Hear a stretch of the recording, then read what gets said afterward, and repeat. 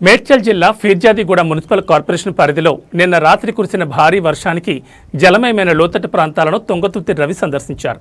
ప్రజలకు అండగా ఉంటారని తెలిపారు. కరెంటు స్తంభాలను తాకకుండా నీటితో నిండిన ప్రాంతాల్లో జాగ్రత్తగా ఉండాలన్నారు.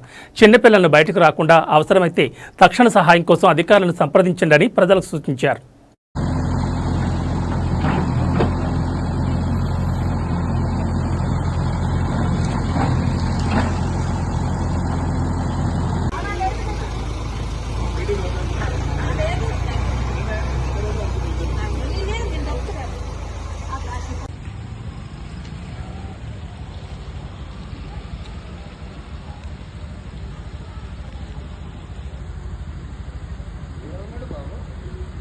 ఎవరన్నా లోపల ఇప్పుడే వచ్చినాం.